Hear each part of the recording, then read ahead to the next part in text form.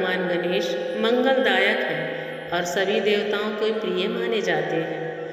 हर गर्भवती स्त्री चाहती है कि उसके गर्भ में पल रहे बच्चे का संपूर्ण पोषण हो और वह स्वस्थ रहे और रिद्धि सिद्धि से परिपूर्ण जीवन जिए। इसीलिए आज हमारे शास्त्रों में उल्लेखित भगवान गणेश का गर्भ रक्षा मंत्र आप सभी को बताने जा रही हूँ। माना जाता है कि इसके नियमित पाठ से सभी देव शक्तियाँ गर्भ के चारों तरफ एक रक्षा का कवच निर्माण करती हैं और संतान को सर्व सुख और मंगल कारण का आशीर्वाद देती हैं। आइए श्रद्धा पूर्वक इस दिव्य मंत्र का 21 बार पाठ करेंगे।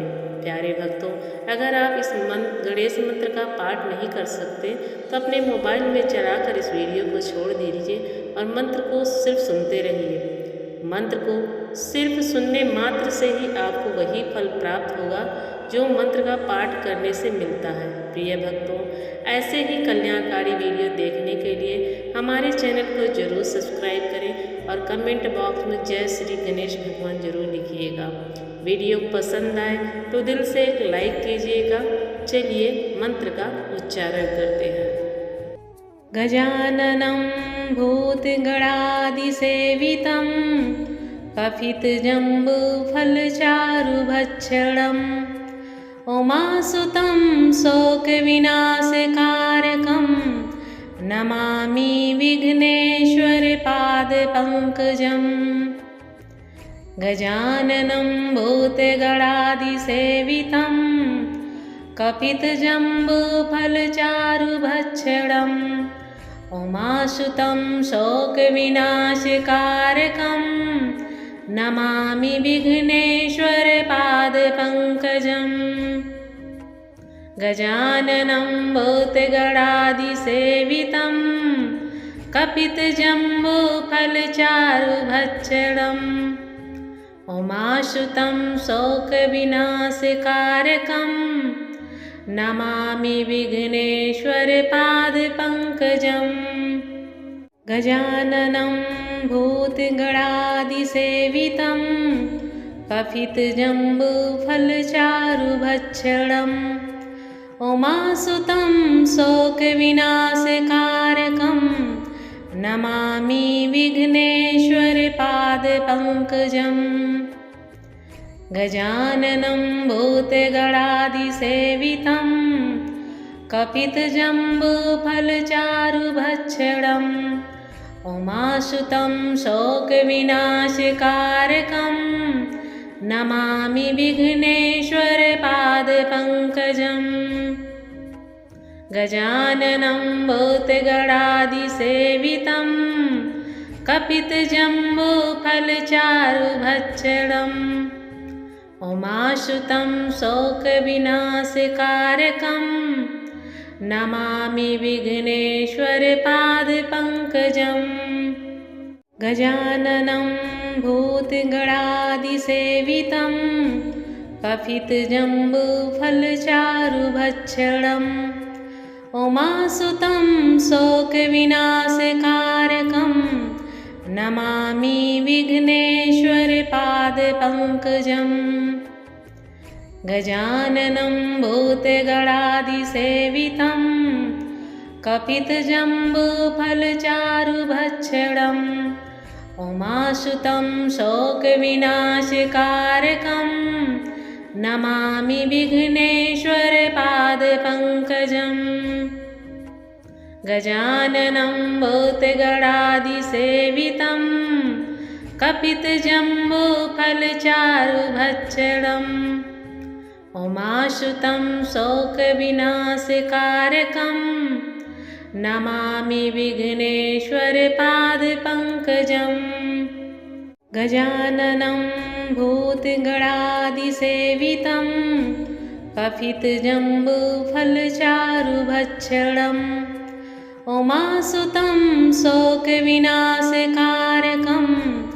नमामि विघ्नेश्वरपादपङ्कजम्। गजाननं भूतगणादिसेवितं कपितजम्बूफलचारुभक्षणम् उमासुतं शोकविनाशकारकं नमामि विघ्नेश्वरपादपङ्कजम् गजाननं भूतगणादिसेवितं कपितजम्बूफलचारुभक्षणम् उमासुतं शोकविनाशकारकं नमामि विघ्नेश्वरपादपङ्कजम् गजाननं भूतगणादिसेवितं कपितजम्बूफलचारुभक्षणम् उमासुतं शोकविनाशकारकं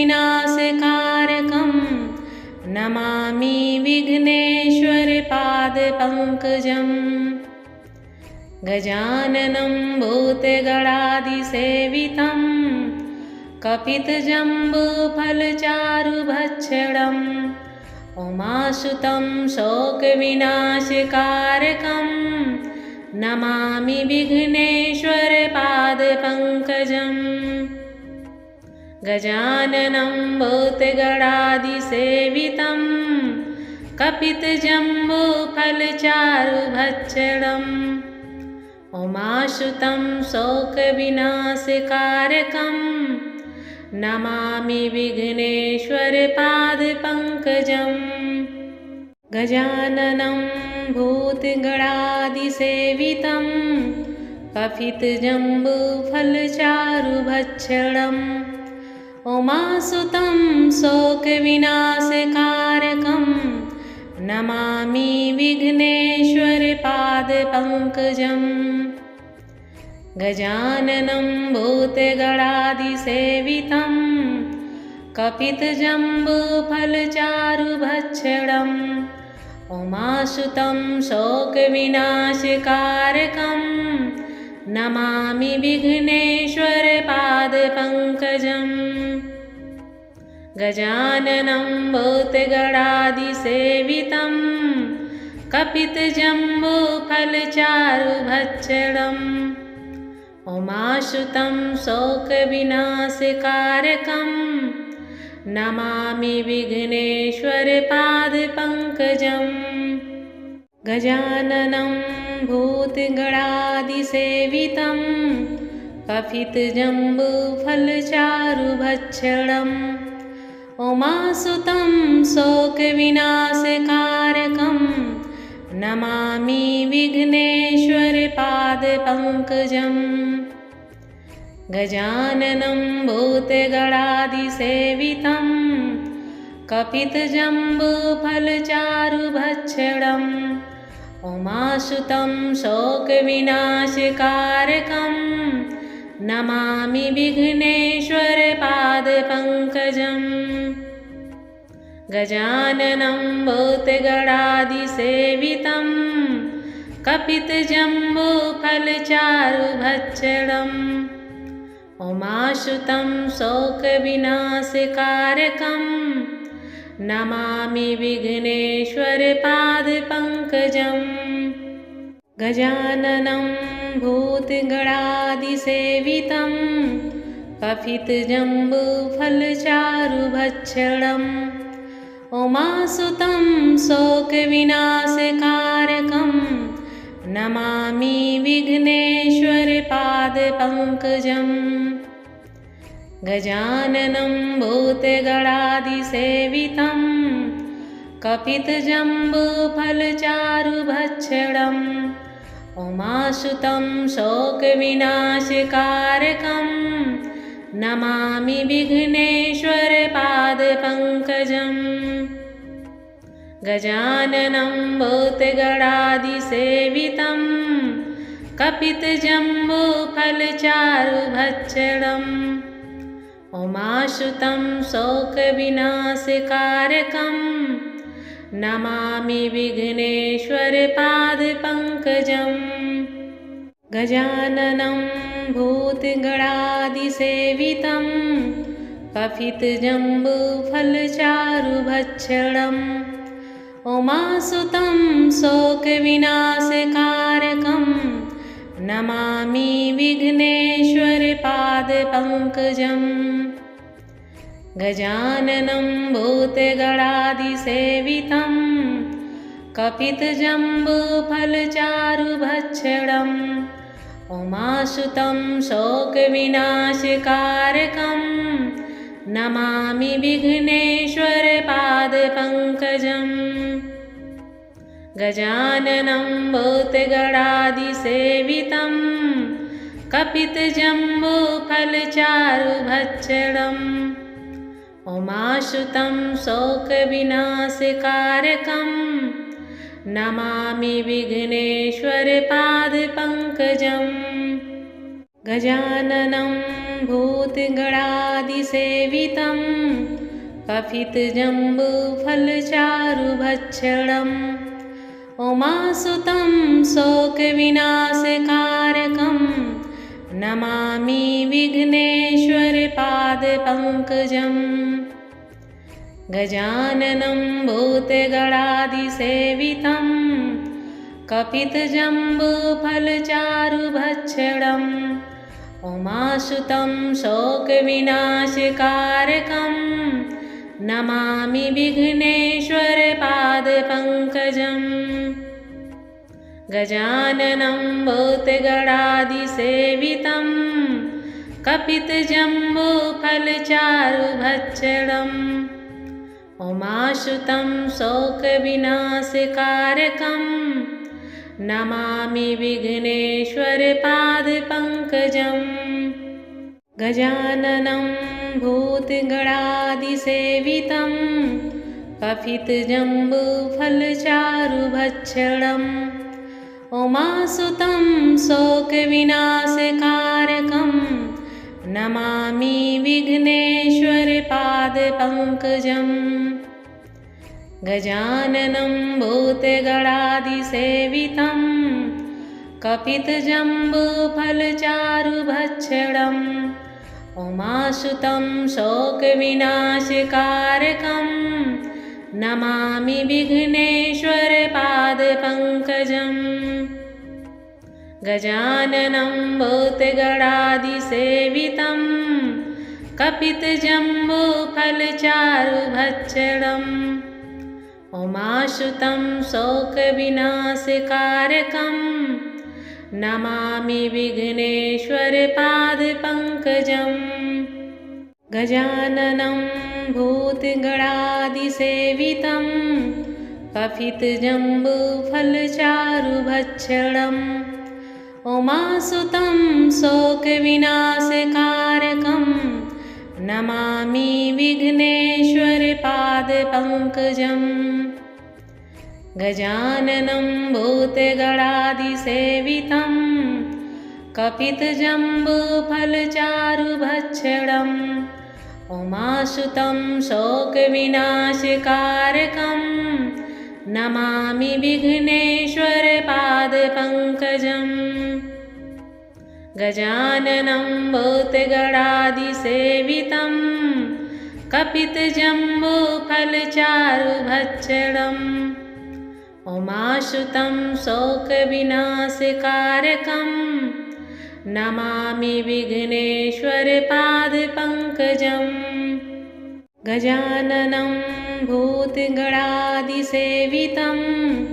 कपितजम्बूफलचारुभक्षणम् उमासुतं शोकविनाशकारकं नमामि विघ्नेश्वरपादपङ्कजम् गजाननं भूतगणादिसेवितं कपितजम्बूफलचारुभक्षणम् उमासुतं शोकविनाशकारकं नमामि विघ्नेश्वरपादपङ्कजम् गजाननं भूतगणादिसेवितं कपितजम्बूफलचारुभक्षणम् उमासुतं शोकविनाशकारकं नमामि विघ्नेश्वरपादपङ्कजम् गजाननं भूतगणादिसेवितं कपितजम्बूफलचारुभक्षणम् उमासुतं शोकविनाशकारकं नमामि विघ्नेश्वरपादपङ्कजम् गजाननं भूतगणादिसेवितं कपितजम्बूफलचारुभक्षणम् उमासुतं शोकविनाशकारकं नमामि विघ्नेश्वरपादपङ्कजम् गजाननं भूतगणादिसेवितं कपितजम्बूफलचारुभक्षणम् उमासुतं शोकविनाशकारकं नमामि विघ्नेश्वरपादपङ्कजम् गजाननं भूतगणादिसेवितं कपितजम्बूफलचारुभक्षणम् उमासुतं शोकविनाशकारकं नमामि विघ्नेश्वरपादपङ्कजम् गजाननं भूतगणादिसेवितं कपितजम्बूफलचारुभक्षणम् उमासुतं शोकविनाशकारकं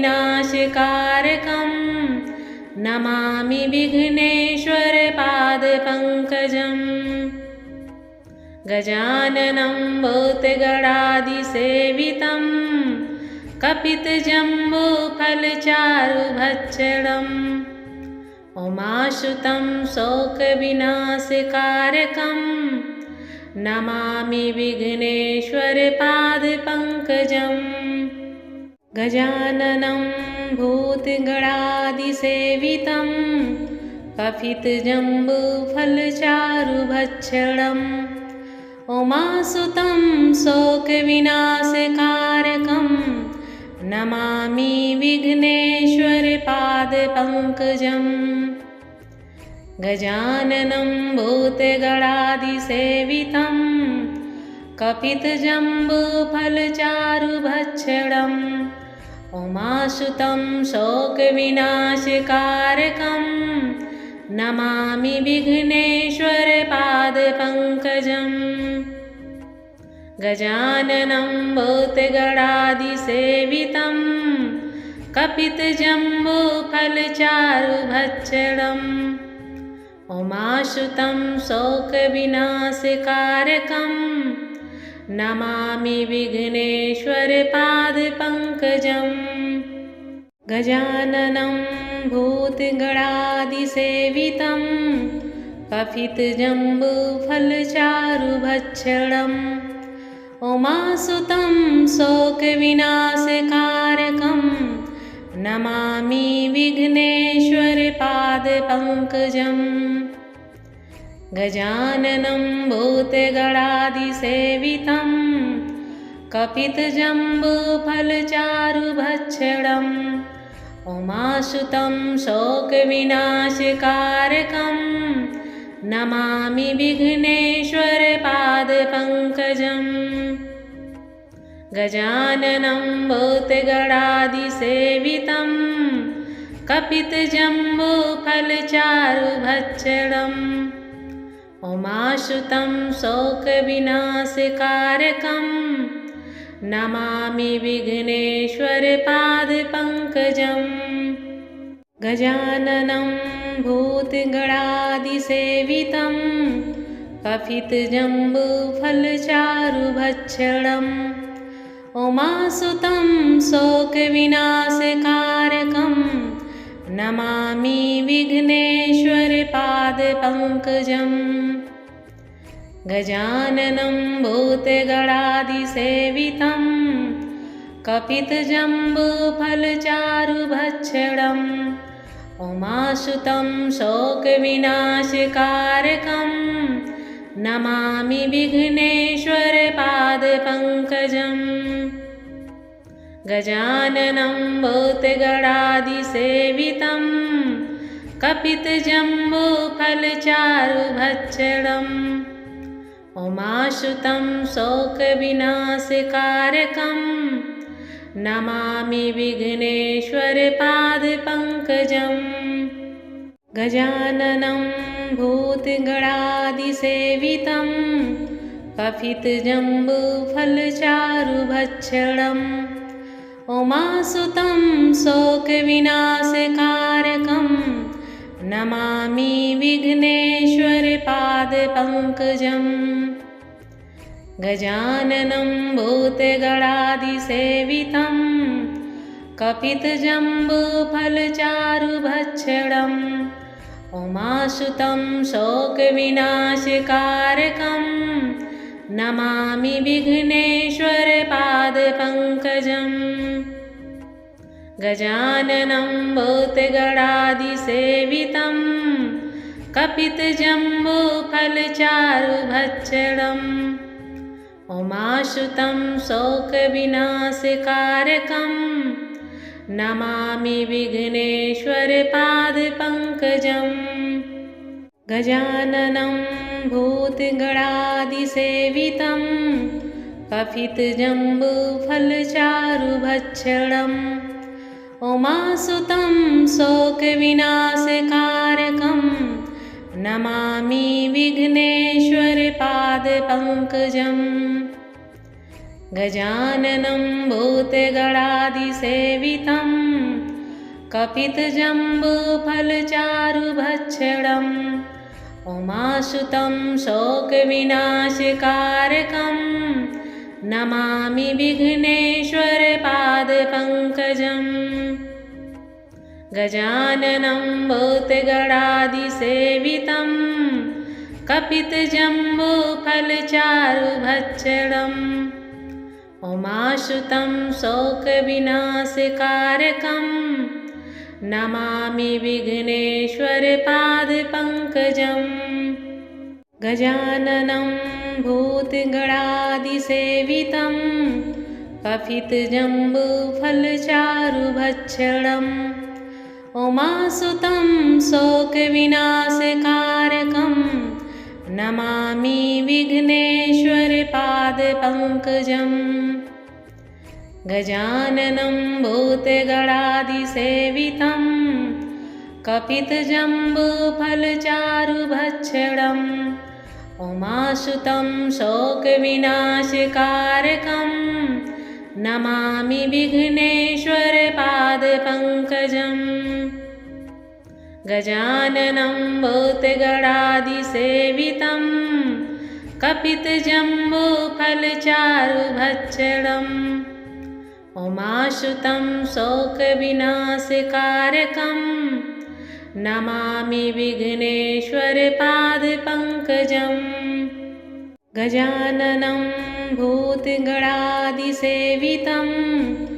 कपितजम्बूफलचारुभक्षणम् उमासुतं शोकविनाशकारकं नमामि विघ्नेश्वरपादपङ्कजम् गजाननं भूतगणादिसेवितं कपितजम्बूफलचारुभक्षणम् उमासुतं शोकविनाशकारकं नमामि विघ्नेश्वरपादपङ्कजम् गजाननं भूतगणादिसेवितं कपितजम्बूफलचारुभक्षणम् उमासुतं शोकविनाशकारकं नमामि विघ्नेश्वरपादपङ्कजम् गजाननं भूतगणादिसेवितं कपितजम्बूफलचारुभक्षणम् उमासुतं शोकविनाशकारकं नमामि विघ्नेश्वरपादपङ्कजम् गजाननं भूतगणादिसेवितं कपितजम्बूफलचारुभक्षणम् उमासुतं शोकविनाशकारकं नमामि विघ्नेश्वरपादपङ्कजम् गजाननं भूतगणादिसेवितं कपितजम्बूफलचारुभक्षणम् उमासुतं शोकविनाशकारकं नमामि विघ्नेश्वरपादपङ्कजम्।